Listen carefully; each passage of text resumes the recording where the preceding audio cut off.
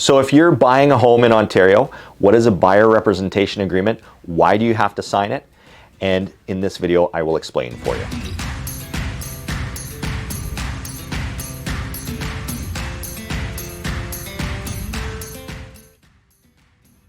Nick Venditas here from Royal LePage Performance Realty in Ottawa, and today I'm walking you through OREA Form 300, which is the buyer representation agreement. This is a form that you use anytime that you are purchasing or leasing a property in a residential property in Ontario. You are required to use this or a customer service agreement, one of these two. And I will go through it in detail because I do think it is important that you know and understand what you are signing when you sign one of these. I don't want you to sign something that you aren't comfortable with. You can use this video by skipping through to the different sections if you like. If there's any paragraphs that you're not sure of, it's helpful to have a copy of this agreement printed out that you can kind of scan along and jot little notes. So first of all, the top section here just says this is an exclusive buyer representation agreement, authority for purchase or lease between the brokerage and the buyer. So it identifies the brokerage, in this case, my brokerage, and the buyer, which is Jim Halpert and Pamela Beasley, who are moving out of their apartment and looking for a home with us. Pardon me. So it is important that you see we're all using our legal names. The other thing that's important there is just to show that when you are under one of these contracts, you are represented by the brokerage and not just the single realtor themselves. So it's not my name up there, it's Royal LePage Performance Realty, even though I'm the person who's taking you through the purchase or somebody from my team. There's a time scope on here. So it says, in this case, from 11 o'clock on the 17th day of August this year, and we have it written for a little under 6 months. We typically write our buyer representation agreements for 6 months, but there's no legal reason that it has to be long or short or anything like that.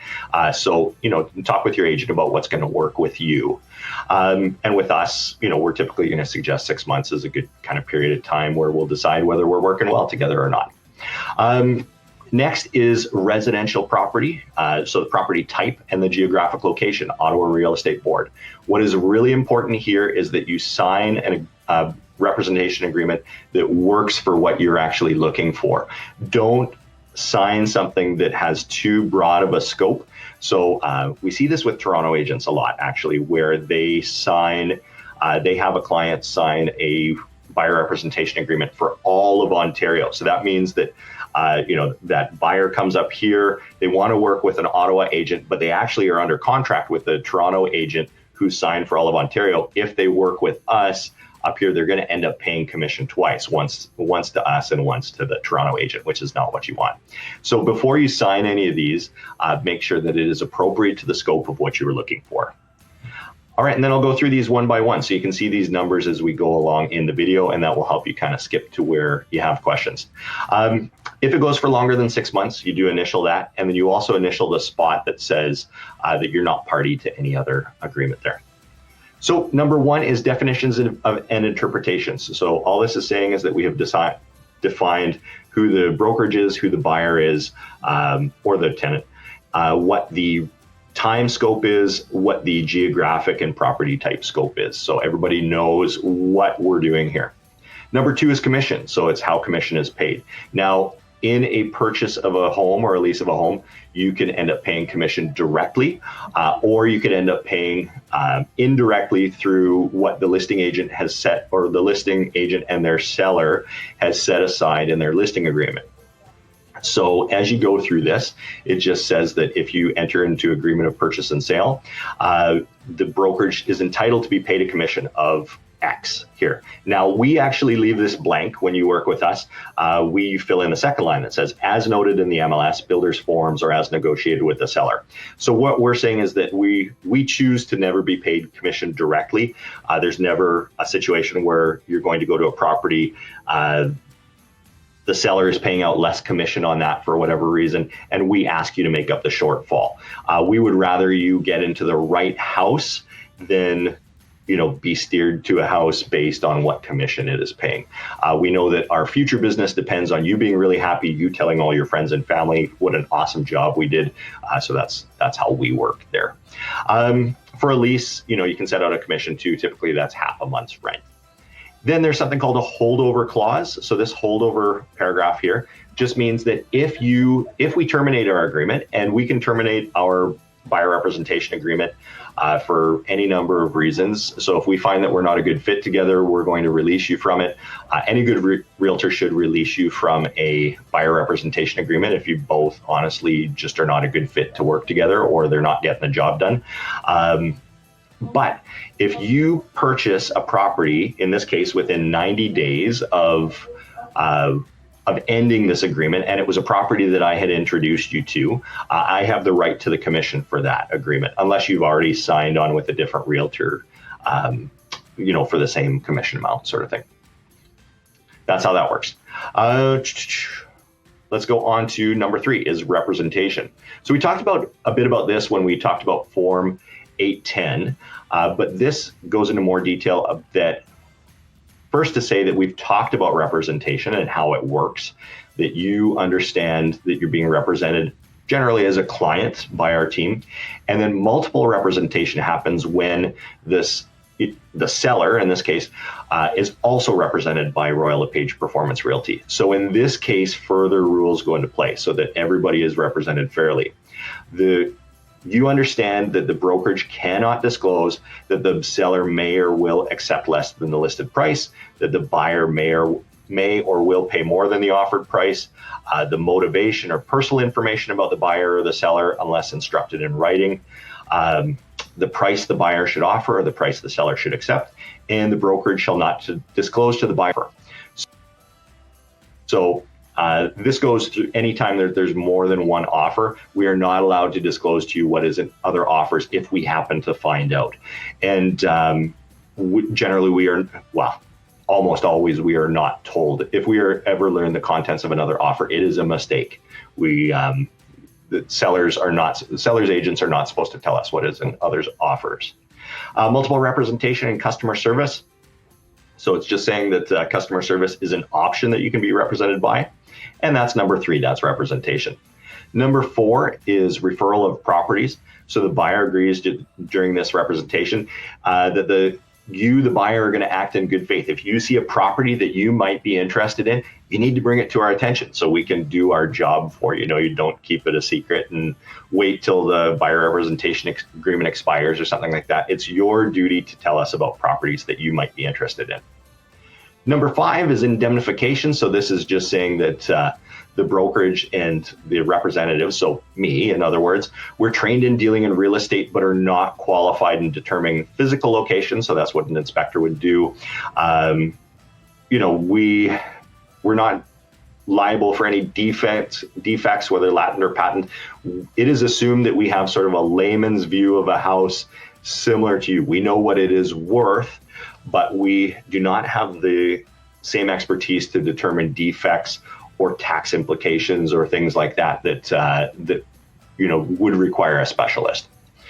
Number 6 is finder's fee. So a finder's fee would be if, say, in the course of purchasing, I referred you to a mortgage broker. We do that all the time. And if you work with that mortgage broker decides to pay me a finder's fee for sending them a client. Accept that finder's fee. I have to, number 1, disclose it to you. And number 2, you would have to tell me in writing that you're okay with me getting that finder's fee. I will save you some time and just say we don't work with anybody who gives us finder's fees. We'd rather just refer you to somebody who does an excellent job and makes us look good that way. Because like I said, the business model for us is to impress you and work with everybody you know. Number 7 is consumer reports. So this is notifying you, the buyer, that a consumer report, a credit check basically, may be referred to in connection with this transaction. So a listing agent or a listing agent might run a credit check on you or ask for a credit check to be run on you in reference to this transaction to make sure that you can pay. It almost never happens. Usually the credit checks are always done when you're purchasing a home, but it's almost always done by your own mortgage broker or your own person at the bank there. Use and distribution of information, so related to that, we gather a lot of personal information on you when we help you purchase a home. So we're going to get your name, address, contact details like your email and phone number, stuff like that. We'll learn a lot about you as we kind of go along looking for houses. But all of that information is not sold to other people. It's not used to advertise to you. We use it for the course of the transaction. We store what we are required to by law, and it is only disclosed if the appropriate government agency needs to do an investigation into that trade of real estate. So that's number 8. Number 9 is conflict or discrepancy. You see this again in future documents. So if there's any conflict or discrepancy between any provision added to this agreement, so a Schedule A, for example, and the set wording in here, it's presumed that Schedule A takes precedence. There's no Schedule A on the buyer representation agreement, so we'll kind of gloss over that one a bit here.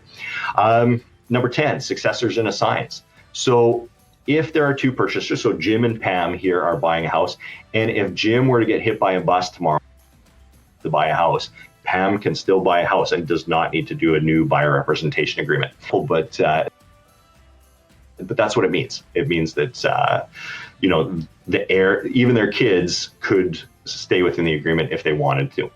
Electronic communication and electronic signature. So this is simply saying that this document can be transmitted and signed electronically, which we do all the time. It's sent around as a PDF, and then we sign it electronically online. Schedules, there's no schedules attached to this one. And then there's a swap for the brokerage to bind itself to you. So this is where I would sign and say that, yes, I'm comfortable as representing the brokerage, that the brokerage is comfortable representing you. There's a spot for you to sign underneath. It says signed, sealed, and delivered, that you understand this. This little dot actually means it's a very solemn type of signature.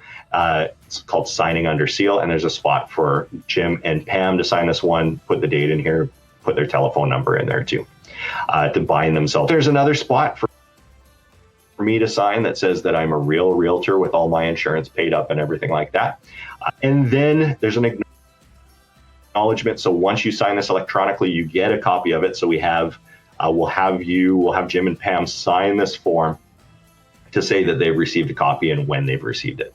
So that is the buyer representation agreement.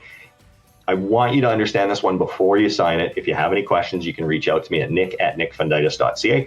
Even if you are not my client, even if you're somewhere else in Ontario and looking to buy a house in Ontario, I'm happy to answer these questions. I'd rather you get good information that kind of has no stake in the game of your own personal transaction than kind of feel that you're being rushed into anything there. So you're welcome to ask me anytime, or go look up more of our videos on YouTube or nickfunditis.ca.